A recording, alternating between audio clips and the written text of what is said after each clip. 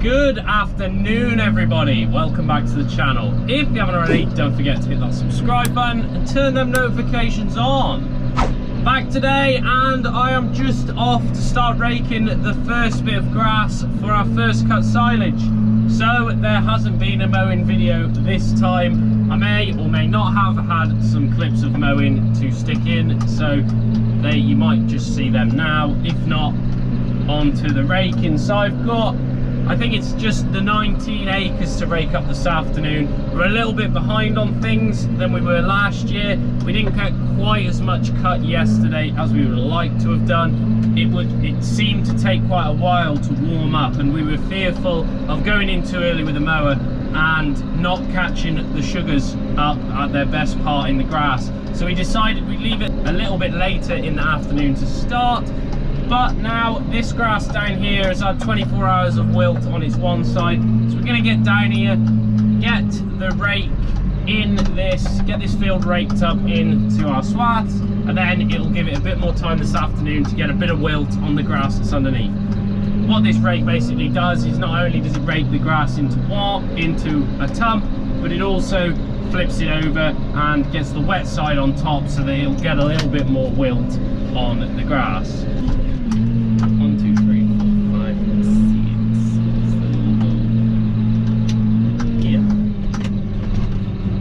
So first thing is first,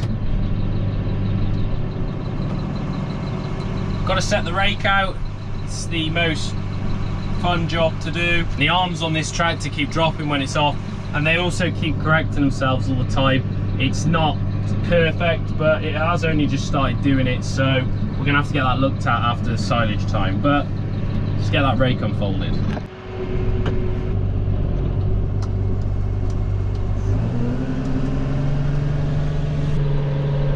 And there we go, we are now raking the grass. So what I always do when I rake a field is go around the last outside swath with the rake and just pull it away from the middle. Then I go in, row all of the middle up, and then finish off on the headlands. I do it this way because it stops the rake from, when you're in the middle, pulling the grass from the outside swath into the middle, because you end up with big lumps on the end, and that's not what you want. It just makes it hard work for the forager coming through here if you do that. So I tend to go around the outside like this first, and then do the middle and the headlands in the end. Just heading around the headlands of this field now. I've raked the middle up. I've had a little bit of trouble with the rake this afternoon. It seems to be throwing a lot of lumps of grass out the back end. Now I thought I'd solve the problem, but it still seems to throw a bit out from time to time, which is really bugging me. I'm going to try probably changing the end tines over. I think there's the odd bend on the end tines. What's happening is it's gripping the grass as it comes around and just pulling it back out because they're not quite in the right shape. Might be wrong in this judgment. So I haven't actually recorded anything yet because I've been messing around with trying to set things up. So we'll get the rest of this field raked up now, and then we will get some footage on the next one.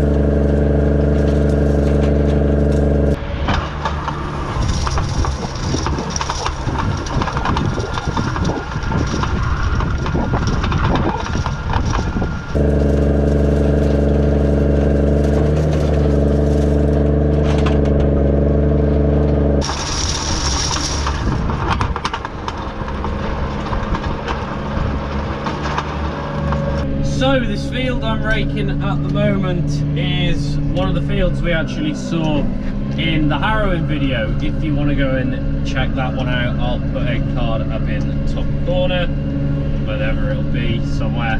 The crop on here is quite dismal actually. I'm very surprised coming down here. To be honest with you, I haven't walked the fields in a few weeks. We've been really busy doing a few other things, so I haven't actually come around the fields until now. Now the field I've just done is also a field we saw in the raking video, and these fields were planted on the same day. They are both on their second year now, and there is a remarkable difference between the crop quantity between the two fields. Now, the main reason for that will be this field here is not the best of ground, but not only that, it lies very wet during the winter. Now, any field anywhere in the country will have laid wet in the winter, and I think that's what's happened here. It's put a lot more stress on the actual plant, and it's just struggled to get going, and as a result of that, this crop isn't very thick. Now, when we were looking from the house, you can see these fields from the yard.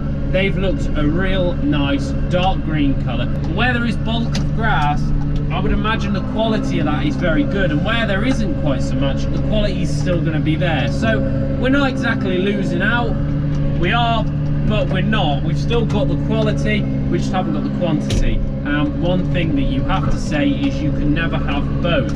If you want a big quantity of grass, you're going to have to sacrifice the quality. And for us, it's kind of more important to get the quality of grass rather than the quantity, but we do need both to feed the cows throughout the winter. It is currently, what's the time? It's 5 to 7. I've got the rest of this field to do, on the headlands of another one to do tonight. Then tomorrow we're going to pick these few fields in the headland up on the other one. That's not going to take us an awful long time. I'd like to have worked a little bit differently, but it's just not going to. So that'll probably take us till the afternoon. Then I will go back raking. I'll have the 3 fresh fields of seeds to rake up. So I might put the camera back out for a few more shots on this field, but we'll catch up in a bit.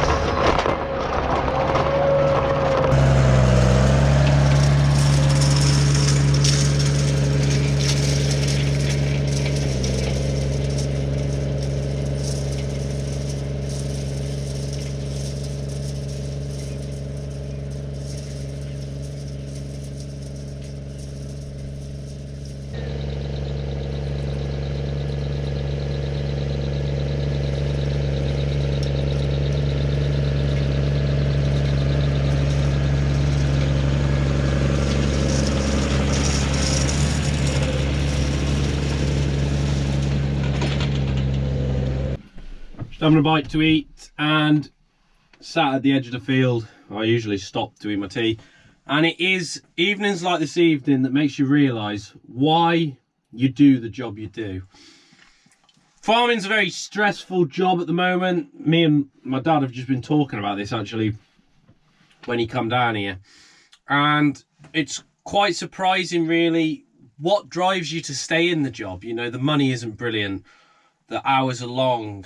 You know, you work in wet, rainy conditions the majority of the time, but it's nights like this where you realise why you actually do this job. And listen, peace and quiet.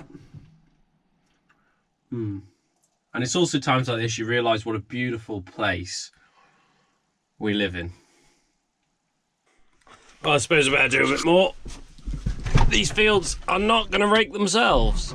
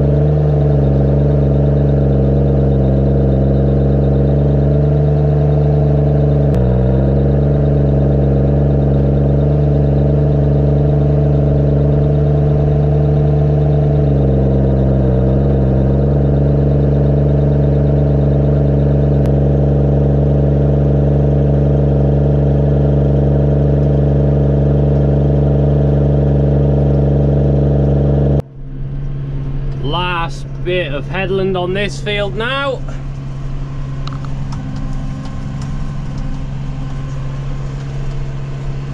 So we'll get this one finished tonight. A little bit of a time update. It is now 20 past 9. We're going to finish this one and then head over to the next field.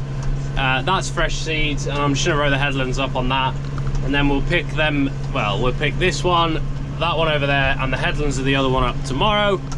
Once we finish that, back on the rake tomorrow afternoon / evening to row up another 3/4 fields. So it is all systems go at the moment.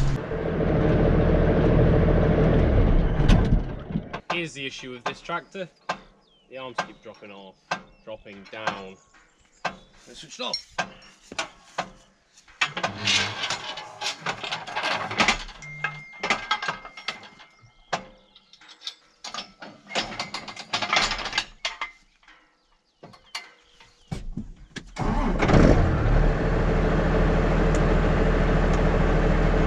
Seems to have dropped dark very quickly this evening. And I must say, this tractor's got a few lights on it, but they really aren't the best lights in the world. They don't seem to light much up apart from the bonnet, the mud guards, and that's it.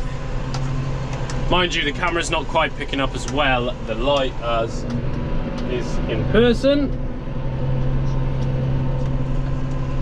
So we'll get this field done and then get ourselves home, I think.